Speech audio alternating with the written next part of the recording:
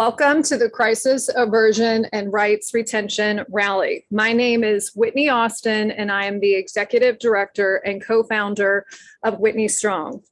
I am thrilled to be here again in person after another year of working tirelessly with our tremendous coalition to ensure the CARR bill is passed.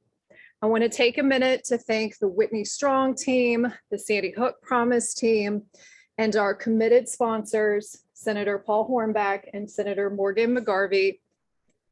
It is because of you that we will see the state we love take a giant step forward to ensure that Kentuckians in crisis get the help they need. My story is harrowing, but it ends with a miracle. I survived 12 bullets in a mass shooting at Fifth Third Bank in Cincinnati, Ohio, more than 3 years ago. Since then, my husband and I have made it our mission to repay this gift of life that I received, and we do that through the work of Whitney Strong. By seeking and implementing common ground solutions rooted in data, we ensure that someday no one has to experience the crisis of trauma moments like we did. And as a gun-owning family, we have always prioritized solutions that respect the Second Amendment. Let me be plain and simple. CARR is a law to help gun owners, specifically gun owners facing a crisis, that if given the opportunity to press pause and gain access to the help they need to get better, will never see their Second Amendment rights terminated. Sadly, crisis moments are erupting across our state daily. Every 17 hours in Kentucky, someone dies of suicide by firearm. And these deaths skew heavily toward populations that we should prioritize, like our veterans and our farmers. And we are also not immune to mass violence like what happened to me. In 2020 alone, we saw 10 mass shootings in Kentucky. Kentuckians, one solution that balances our Second Amendment rights and our need to avert these crisis moments is CARR. And while my story ended with a miracle, many other stories across Kentucky did not. So I'm not just here today, I am here representing the stories and voices of advocacy behind them. I'm here today for Christina and Brittany, who lost their sister and friend Nicole in the 1997 Heath High School shooting in West Paducah, Kentucky. I am here for Hannah, who lost her friend Bailey in the 2018 Marshall County school shooting that happened just 6 months before mine. I'm here for Megan, who is also here today, who lost her aunt to suicide by firearm. I'm here for Holly, who lost her daughter, Maddie, to suicide by firearm in Carrollton, Kentucky. I am here for Dana, who lost her father, Michael, to suicide by firearm in Louisville, Kentucky. I'm here for my friend Kirsten, whose mother, Ruth, was shot to death in Louisville, Kentucky in 2018 by her son after the family's request for involuntary commitment was denied. And lastly, I'm here for Mark Barden, who came all the way from Connecticut to be with us today. His son, Daniel, was murdered in the first grade at Sandy Hook in 2012. Together, our voices are strong, and we are ready for CARR to save lives, prevent tragedies, and continue to protect our Second Amendment rights. Let me introduce you to our bill sponsors, Senator Paul Hornback and Morgan McGarvey.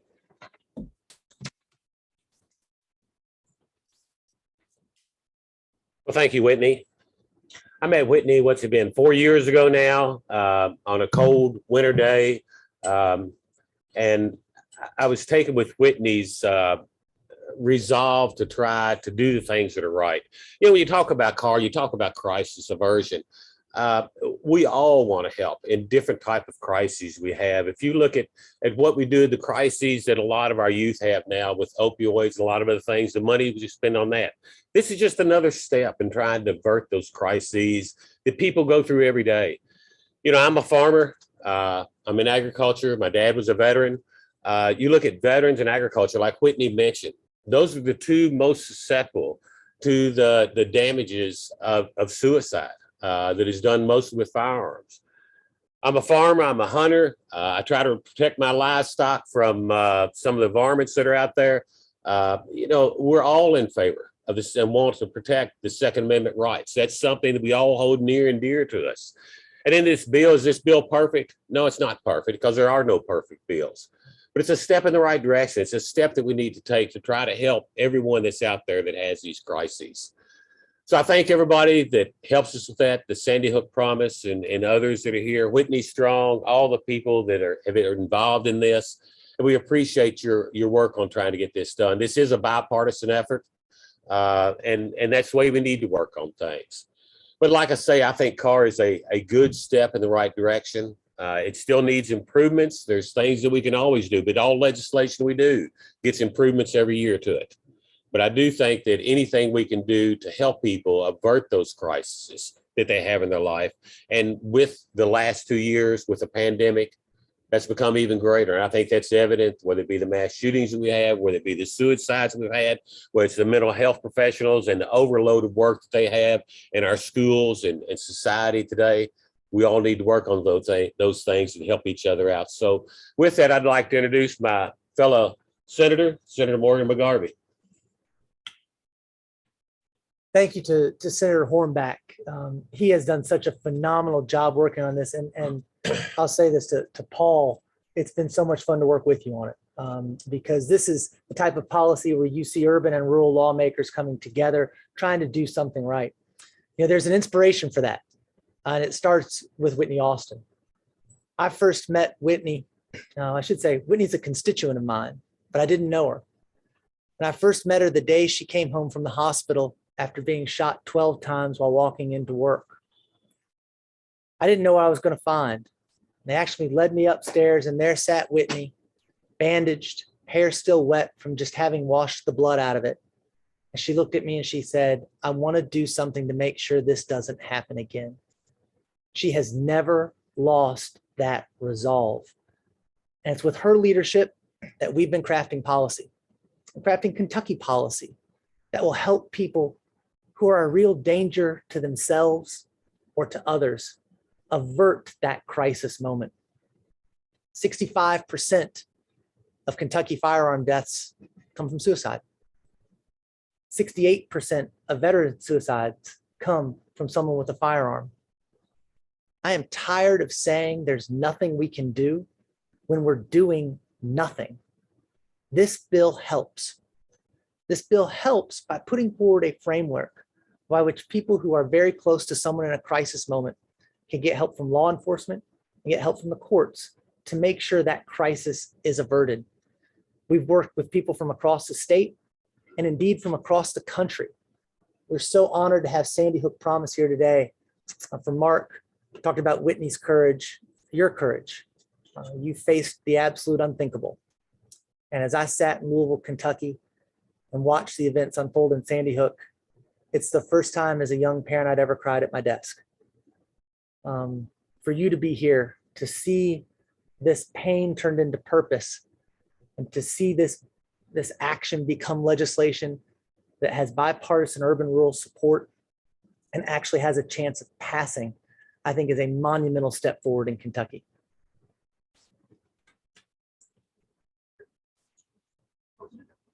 We'll take any questions. Can you give us any specifics how you're going to take the gun out of the mentally ill shooter? Like, how can you prove that I am mentally ill and my gun should be taken away? Who decides that, and what qualifies as a judge to decide that if he's not a psychiatrist? So what happens is, do you want to take this? I'll say what happens is, the first thing is the police investigate. If police believe that someone really is a danger to themselves or others, we're not talking about their mental health, we're talking about whether they're a danger to themselves or others right now, then they can go in front of a court, petition to have a temporary, I stress temporary, removal of that firearm. And then you go in front of a judge and have an actual evidentiary hearing with attorneys present where both sides get to present evidence to determine if that person still poses a threat to themselves or others. At any point during this process, the person can petition to have their rights to their firearm restored, but they're going to have to prove that they're not a danger to themselves or to others. Senator Hornback, part of the appeal of this bill, the language that includes that this is just temporary and that it got now it's not temporary as far as those. Well, and I think it is because it is temporary. And that's why I think it does follow due process. It does respect the Second Amendment rights. But to have the ability for law enforcement to have the ability that for somebody like Senator McGarvey said, there's a danger to themselves, an imminent danger to themselves or to others, to have the ability to at least take one tool away from them, and they might carry that out with is something that I think we need to do because, this person is in a crisis, and that's why it's called crisis aversion, to try to avert that crisis and get them help. And it is temporary. And going off of that, sometimes the word crisis, things happen quickly, and having a process before a judge might take a while. Could you comment on the fact that if this is passed, it could still have a lengthy process to even remove a gun from said person in crisis? I don't necessarily agree with how the question was phrased. Look, there is no perfect piece of legislation that can prevent every suicide in Kentucky. What this bill does is it very quickly allows a police officer to petition the court to go and remove a firearm from someone who is an imminent danger to themselves or others.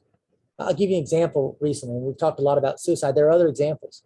Do you remember several years ago in Texas, there was a mass shooting, I think in a Walmart, and the mother had called the police, but the police said, there's nothing we can do, right?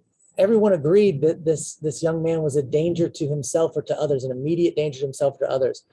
If they'd had this law at the time, that could have been prevented. So to clarify, it would have an immediate effect, right? This wouldn't be Correct. drawn out. Correct. So Yes. So the effect is immediate, and then you have a hearing in front of a judge to see how long the order can last. To get it back. We do this already. And like I said, we've worked locally, we've worked with judges, we've worked with prosecutors, defense attorneys, advocates, mental health experts, legislators, people from across the state. There's a lot of input in this bill. It is loosely based off the part of the law right now we use for emergency protective orders in domestic violence situations. And if you all know how those work, you go and you petition for an emergency protective order that you get. Then within a 2-week period, you are back in front of a judge to see if that emergency protective order can turn into something a little more serious called a domestic violence order. Again, this is not exactly that process, but it's kind of where the thought came from.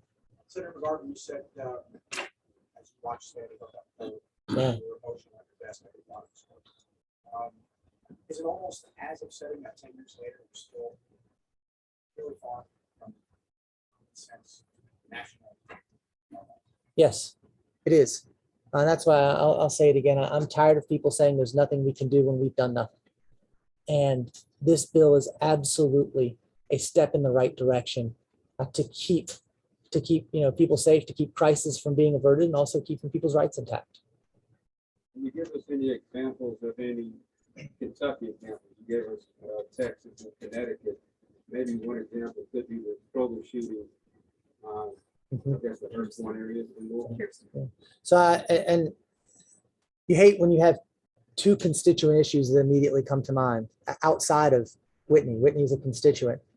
The first being the Kroger in J-Town, where we knew there was trouble. The family knew that this man was troubled, and he in fact followed through on a lot of his threats. That's a perfect example where this could have worked. Another example comes from a young woman, Kirsten Russell, who I met with, and her brother served in the military. And when he came home, he wasn't the same. The family knew he wasn't the same. And they knew he was really, really struggling. In fact, he was living with his parents at the time. And everyone knew that he was struggling, but there was nothing they could do. There was no law in place to help. And he did wake up one morning and shoot and kill his mother. And if this law had been in place, then maybe that wouldn't have happened. Sir, I know you said that, it's very complex and there's no fix all.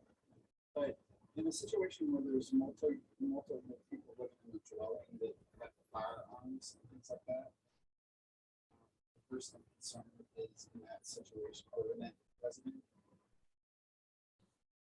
So to address that question, a family member has to be the one who reports the problem. And so, we can run through every hypothetical under the book, but when a family member is calling a police officer to investigate a loved one they believe to be a danger to themselves or others, then we think this will prove effective in avoiding some crisis moments. Senator Hornback, you feel you have the support of House and Senate to get this through and really go through during this session? Good legislation takes time. And I've had a lot of legislation that's taken 3 or 4 years to ever get it through. To be perfectly honest with you, I don't know that it can get through in this session that we're in right now. We're almost halfway through the session already now. And there's still some issues that we need to make sure that we have correct in the bill. So, I can't give you a time frame on it. I know that it's an issue whether and I'm going to be leaving after this year, but it's an issue whether I'm here or whether I'm not here. That I'm going to continue to work on and try to get moved through. So I can't give you a good time frame. What are those issues? With the bill? Yes. I think like one of the gentlemen, the question they asked when talking about making the determination of who is the one to determine whether this order needs to be enacted, the CARR order needs to be enacted or not. And I think that's a major stepping point because I respect law enforcement, the training that they've had in some of these areas, and that may not have been as much in the past as what it should be going into the future. I respect the mental health workers that want to make sure that they protect the privacy of their client and protect that relationship that they have with their client and do nothing to damage that. So there's still some little issues that I know, even as a sponsor, I know need to be worked out before, we can get the bill across the finish line. This piece of legislation doesn't stop at taking the gun out of the potential shooter's hand, and does it go further and tackle mental health?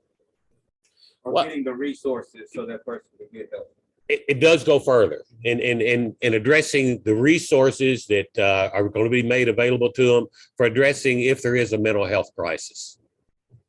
I think this is supposed to be a temporary removal of firearms or any sort of threshold that would be met that would cause that removal to be permanent. Yeah, if you want to explain it. Okay. There are. I mean, yes, there are. I mean, if you go through, like Senator McGarvey said, you go through the court hearings and there are steps to be taken that it could be permanent in the future.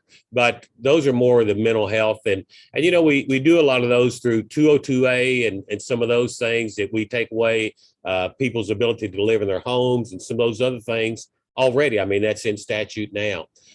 This will have a more a process that's not drawn out, but that is more in depth and looking at that person's situation and seeing if they do have a continuing crisis and not able to get, those firearms back, but they can keep applying to get them back.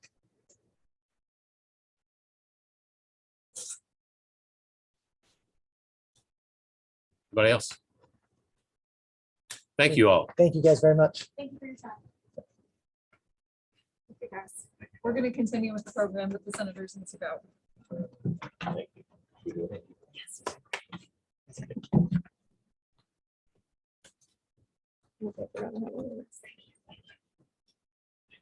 All right. I want to remind everybody here that we have an online audience. And so we've got a poll right now to get us back into the program. So it's important to understand how much support we have for CARR outside of this room. So back in early 2021, we worked with Mason-Dixon Polling to ensure that we understood what Kentucky voters think about crisis aversion and rights retention. And we asked them how likely they were to vote for a lawmaker who is supportive of CARR. And so for those of you watching us online, you have 4 different options here. Let's vote.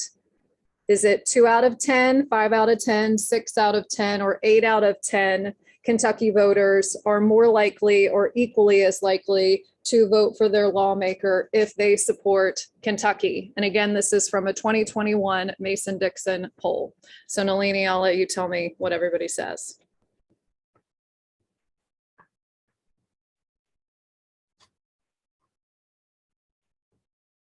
Eight out of 10, they got it right. All right. 8 out of 10 Kentucky voters say that they are as likely or more likely to support a lawmaker in this state if they also support CARR. So it's not just about those of us in this room, it's about Kentucky as a whole.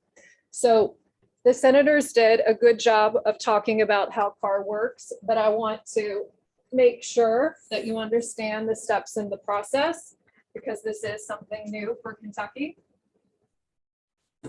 The first thing is, what is crisis aversion and rights retention? It is aptly named. It is exactly what I just said. And as we've talked about several times today, crisis can be a number of situations for a gun owner. It can be a gun owner who is intent upon harming self, but it can also be a gun owner who is intent upon harming others. So certainly what happened to me, like in a mass shooting situation, but it could be instances of domestic violence or otherwise. And once we are able to identify these crisis moments as an upcoming moment, that's where CARR comes into play as an opportunity to avert it. And so once you've identified that crisis moment, CARR allows for the temporary transfer of firearms to a trusted individual outside the household. And this question came up with you guys as to, is that where it ends? No, it's not where it ends. We are here to help gun owners in their moment of crisis. And so equally as important, CARR provides individuals access to professional, timely help when they need it most. We want to get them back to a place in which gun ownership is safe. So let me give you one example so that you can understand how the process would work with these 5 different steps. My example is not true, but I'm going to pretend that I have a brother who's struggling with suicide. He owns many firearms, and he has shared with me that he has a plan to take his life with one of his firearms. It doesn't matter. I've had many conversations with him about how he could be much more safe if we would just store the firearm outside of the home, but he will not listen. He will not let me take the firearms out of the home. So what do? The first step, I'm going to go to law enforcement with my evidence as to why I'm concerned that he is at risk to harming himself. Law enforcement that is already in a position to assess risk is going to review the evidence that I have presented and determine the first filter as to whether the order should be pursued. In this instance, law enforcement agrees with me and that the petition needs to be filed. So then you move to step 2. After the petition has been filed, now we have our second filter. A judge has the ability to make a determination, reviewing the evidence, making sure that a burden of proof level is met as to whether my brother needs to be temporarily separated from his firearm. In this instance, the judge determines, yes, that's what needs to happen. The burden of proof has been met. And so then we transition to step 3. The order is granted, and my brother's firearms are temporarily transferred to law enforcement, or it could be to a trusted individual outside of the home. That's one of the changes we made to the legislation to make sure that we took into consideration the feedback from our lawmakers.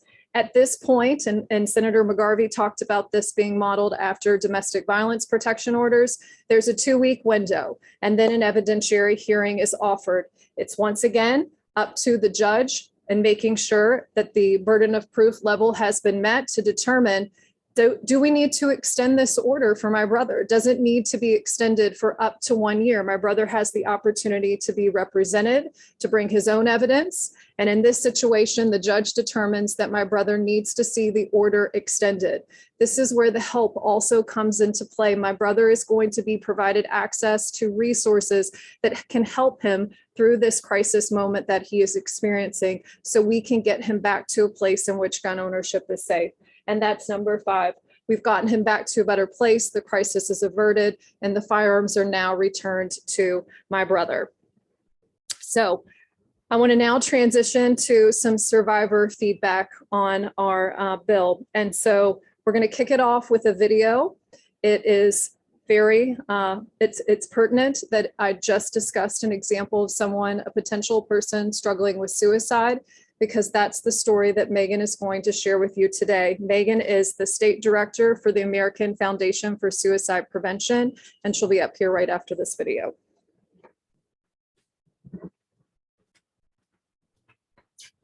I lost my Aunt Linda to suicide.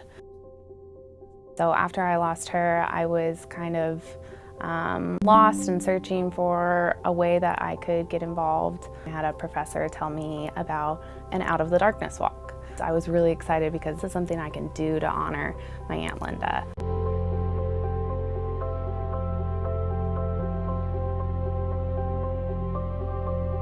I think what's really an important aspect of this bill is the education surrounding it. We know that firearms are the leading means used in suicides in the US, and our statistics in Kentucky are even higher. 60% of all gun deaths are suicides. Suicide prevention is everybody's responsibility. So everybody really needs to take an active role in it, but it has to be about more than just reaching out and supporting each other. There has to be tangible resources and steps that you can take to help somebody who's struggling or to help yourself if you're struggling. And CARR would just be another tool in our tool belt on maintaining mental health and wellness and preventing suicide.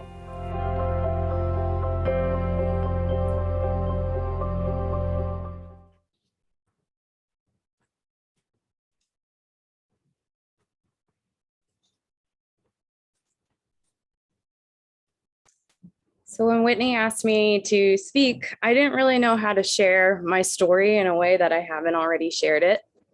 But I think it's so important to understand why CARR is supported by the American Foundation for Suicide Prevention and by so many survivors of suicide loss.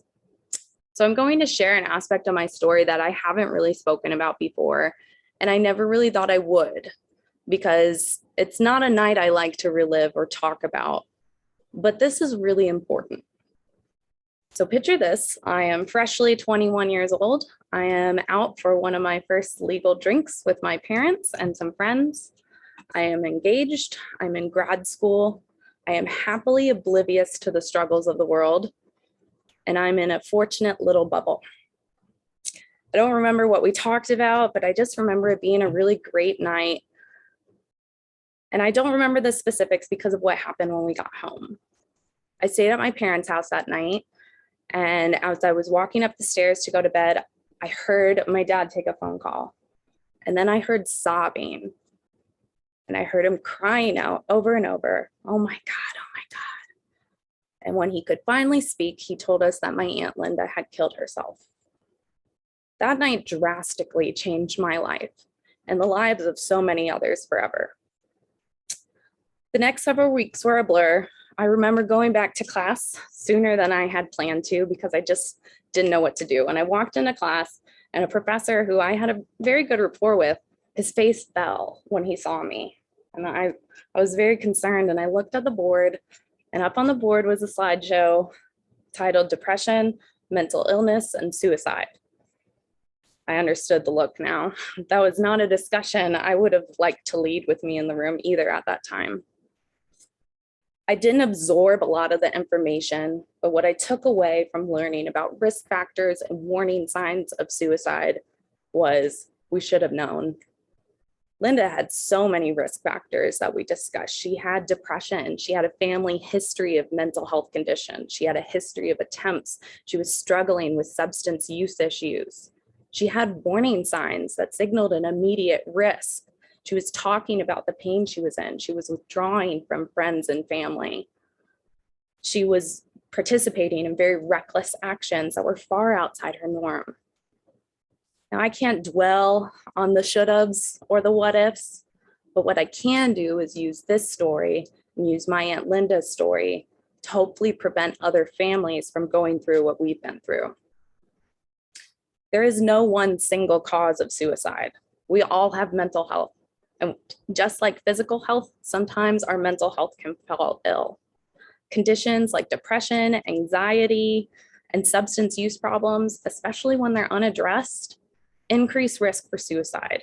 And that risk is greater when a firearm or other lethal means are present in the home and readily accessible. Actions must be taken to make the environment safe from lethal means, including firearms, as this is an essential component of suicide prevention.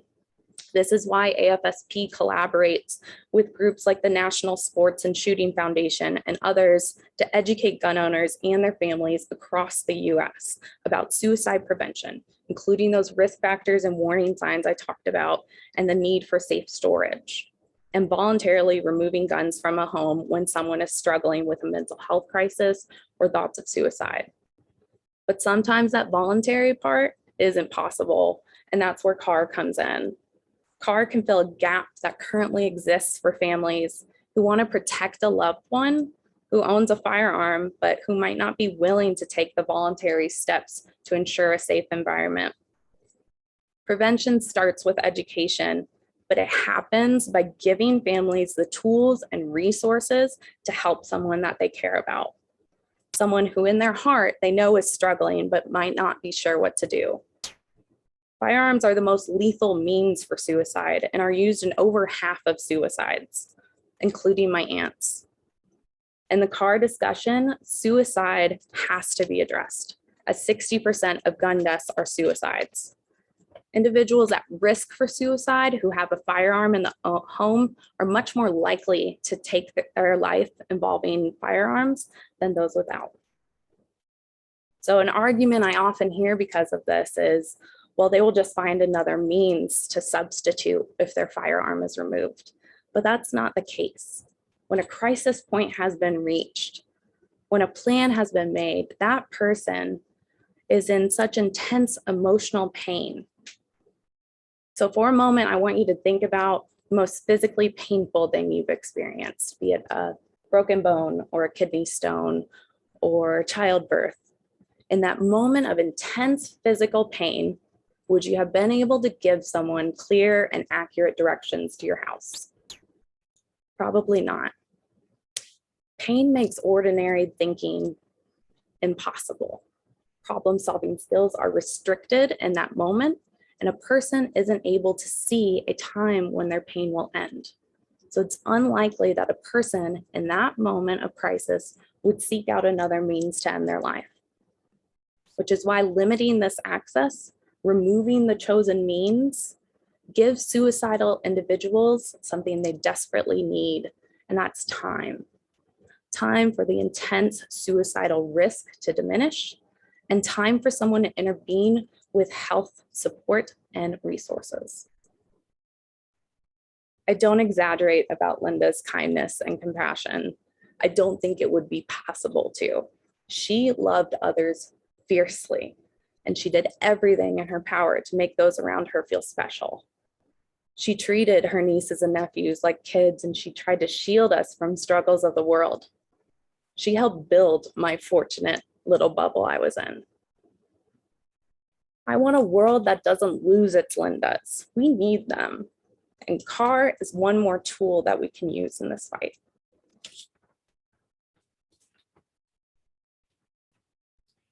Thank you, Megan. We've got one more video to share with you now. This is of Hannah, who lost her friend Bailey in the Marshall County High School shooting in 2018.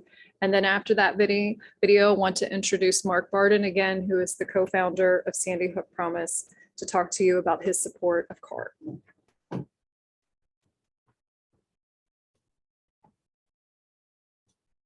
This is the 9mm practice round that the shooter used.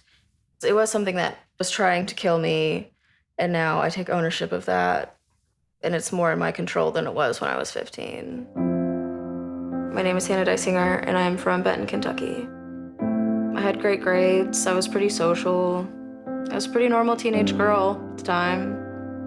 One of my best friends was Bailey when I first moved to Kentucky, and she just kind of helped me around school, and that friendship carried on into high school. At about 7:50 in the morning, we heard the first shot. I ran all the way to our football field, which is like a few hundred yards from the high school, and I felt like something hot and wet, and I assumed someone spilled their coffee on me or something, and it was blood, and I didn't even realize. And then once I got to the hospital, I realized I was shot again in the arm. And I was watching the news, and they said 2 15-year-olds were found dead, a boy and a girl, and I just knew it had to be Bailey. I felt broken. I've never felt that amount of pain ever in my life, and it took a lot of time to recover from that. Since I was so uncomfortable at school, I finished the rest of my diploma online, so I never got to go to prom. I never went to my graduation ceremony. I very much think I stopped being a teenager that day. I feel like my childhood was kind of snatched from me in a way. I had to slowly learn to make myself feel safe. I had to learn that I was not in danger all the time. I did not need to be stronger. I mean, I was a 15-year-old girl. I should have just had the normal 15-year-old girl experience.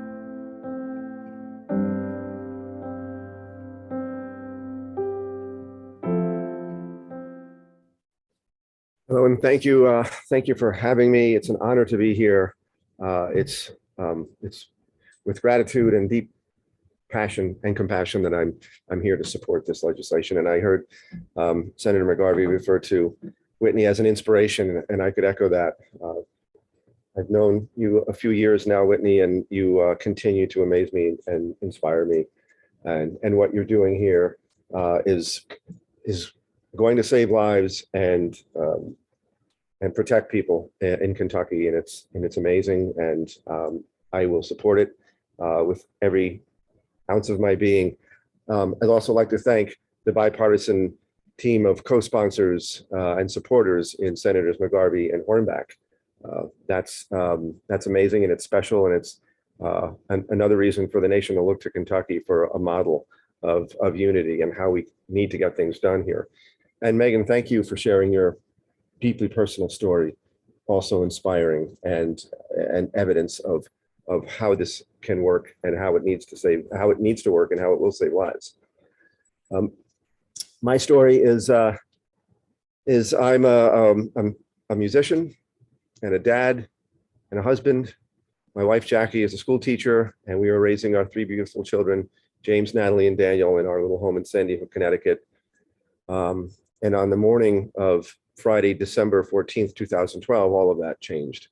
Everything changed. I feel like my DNA has been changed when a gunman shot his way into Sandy Hook Elementary School and proceeded to shoot and kill 6 educators and 20 first grade children. And one of those children was my 7-year-old son, Daniel. And I will never be the same, but I've dedicated the rest of my life to honoring Daniel with the work of Sandy Hook Promise. What we do at Sandy Hook Promise is we have learned through research and evidence that there are warning signs before somebody hurts themselves or others. And the case of Sandy Hook was no different. There were warning signs. And I still, and I probably always will, spend sleepless nights thinking about how this could have been prevented. And we know that it could have been prevented because we know there are warning signs. Before someone harms themselves or others, they talk about it. They tell people about it. There are warning signs, and we train students now at Sandy Hook Promise. We bring our Know the Signs programs into schools at no cost and train students how to look for those warning signs and connect individuals with the help that they need before it becomes something more serious. And that's exactly what this legislation does. The CARR legislation is exactly that. It empowers family members with the tools to recognize when somebody is in a crisis and are about to harm themselves or somebody else, with the tools to remove the lethal means. If there are firearms in the home temporarily, we heard both senators highlight that this is temporary. It's a way to get somebody help before it becomes a tragedy. It's prevention. It's the essence of prevention. And that's what we do at Sandy Hook Promise. It's all about prevention. And so for all these families who have to live the rest of their life thinking, I wish I could have prevented that, there were warning signs. This is what this is. And this is why we believe in it so much, because we have the evidence, we have the research that backs it up, and it says it all in the name. It's crisis aversion and rights retention. So this is protecting Kentucky gun owners. It's protecting their rights. It's protecting their mental and physical health. We just heard that 8 out of 10 Kentuckians want to see their legislators support this. Kentucky is positioned to be a model, a shining light to the rest of the country by enacting this life-saving legislation that will save lives and will protect folks' rights. And it's also a great way to show the country how we need to work together, how we need to end this toxic division and work together in a bipartisan manner. So there's so much good in this, and I'm honored to be here and to be part of it and to try to help move this forward. Thank you.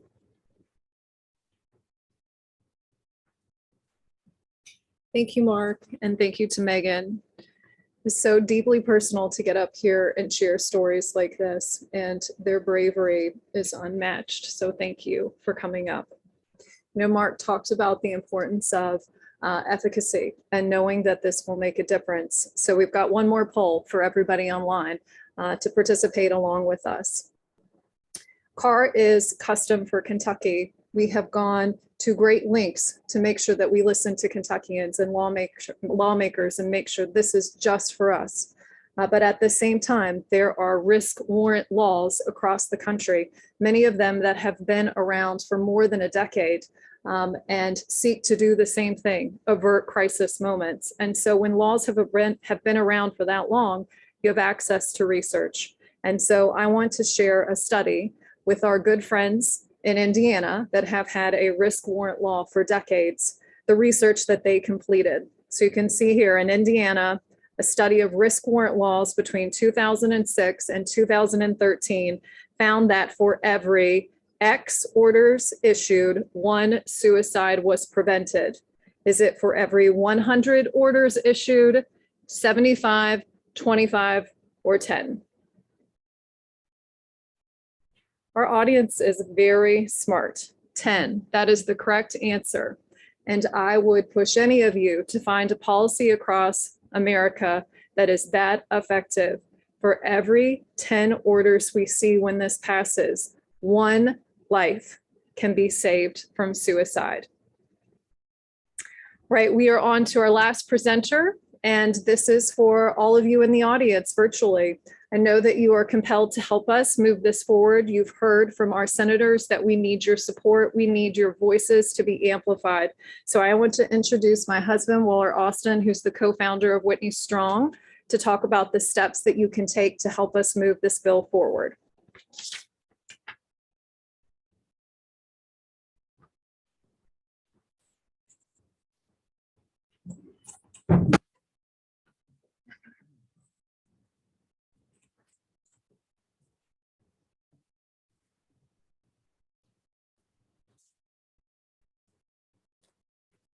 Thank you, Whitney, Megan.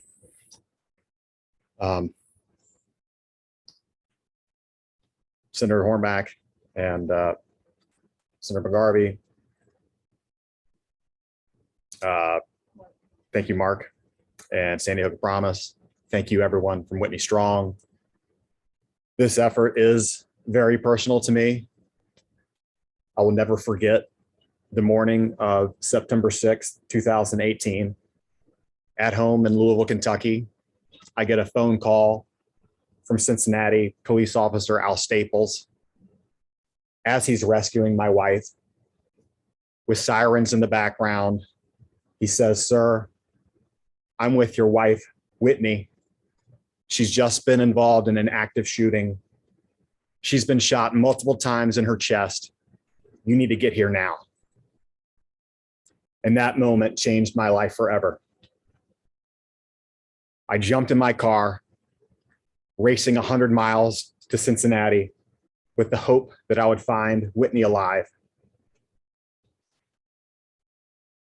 And that hope was met with an indescribable joy when I reached her side and the UC medical team said, she's going to live. And that's why we are here today.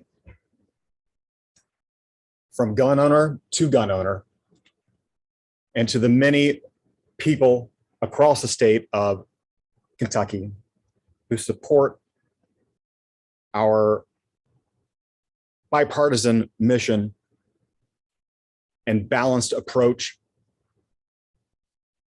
to ending or reducing moments of crisis, I ask you, please join our mission and please help this coalition. And let me tell you how. So up here, I would ask you to sign our petition to join the movement to save lives and prevent tragedies. This first simple action is going to ask you to give us your name, address, and email so that we can document your support to these representatives, because we will need thousands of people helping to make an impact. For the second, and so that link was just shared in the chat box. The second link that Nalini is sharing right now is to register for tomorrow, our CARR Capital Day on Thursday, February 10th. We will be here tomorrow advocating for CARR to our legislators. So if you've been waiting to speak directly to your legislators, please register now and be here tomorrow. We will be here throughout the day, meeting with legislators from 9 a.m. until session begins at 2 p.m. Thirdly, we will need your support in other ways. We will ask you to donate by texting CARR, C-A-R-R, to 76278. There will be additional ways that we're going to ask you for your support once the bill files, and that will happen soon. We'll have additional actions for supporters to complete, such as sending emails to your legislators, contacting your legislators by phone, and sharing your support and actionable opportunities through social media. And our supporters receive these requests via email. So if you have not connected to us via email, our last link right there, you can opt in today and join our mission. So I'll have two final requests. One is to please make sure to follow our lead on this effort. I can't stress enough how important it is working in unison as a coalition. We need thousands of people helping us together in order to make a real impact. And second, once the request is made, remember, we need thousands of actions in order to make this change. So please share with your entire network. Thank you again for your commitment to our work. Together, we can save lives, we can prevent tragedies, and we can protect rights with CARR.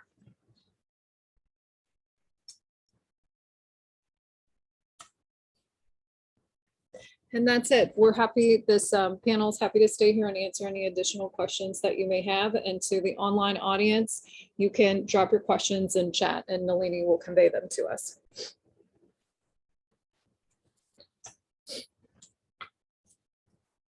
My question would be, you heard legislators say this might be a tough session to get this pushed through at this point. What would be your thoughts on that? Obviously, you don't want to hear no or never say never. What would you say to that being a tough session this time around?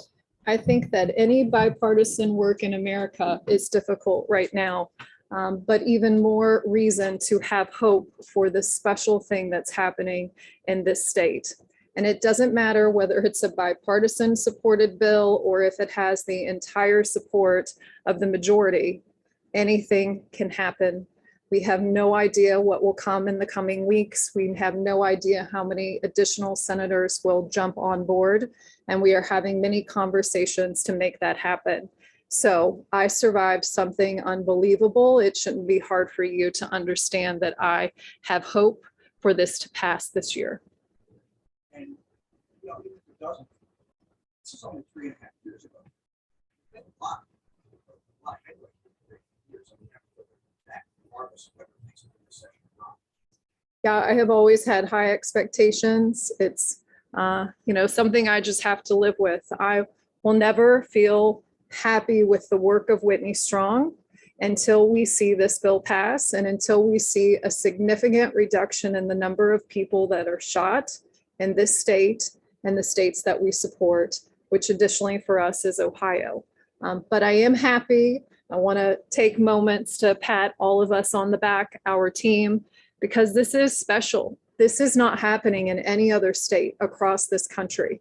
And so we need to revel in this moment and use it to motivate us to keep working harder. Are you very fully confident, I should say, that if the state of Ohio had a CARR-like bill, none of this would have happened to you? So I think that is an impossible question to answer. You know, the thousands of things that went right for me to end up alive after that situation is just as an impossible thing to predict, right? So could it have made a difference? Absolutely. But it's not 100% a certainty that it would have. So you were saying there is no CARR-like bill in the state of Ohio, apparently. No, sorry. There is not a CARR bill in the state of Ohio. We focus our legislative efforts in Ohio too, and it's something that we're looking to pursue there. But no, they do not have a path for this, just like Kentucky doesn't. A couple of questions from Zoom. Okay. How many senators are on board? At this point, public support are the two that you have seen here today. But I have personally met with over 100 legislators, and there are more that are waiting to come on board. But as Senator Hornback alluded to, we have a couple of things that we need to work out. So at this point, the two that you saw today. What happens if the bill does not garner the support needed to pass? So I don't know I don't know this audience. I don't know how much effort you've put into passing bills. Senator Hornback has talked about this. Sometimes it takes 3, 4, 5, 6 years for difficult issues to come to fruition. And so I'm not concerned about the timeline. I'm concerned about the end goal. And I was shot 12 times. I never thought I'd get home to see my kids, to see Waller. So I did. And I have a very, very deep well of gratitude that will never allow me to give up. So we are going to make change in Kentucky, and we are going to prevent crisis moments, and we are going to stand on the side of gun owners and get them the help that they need in these moments, no matter how long it takes.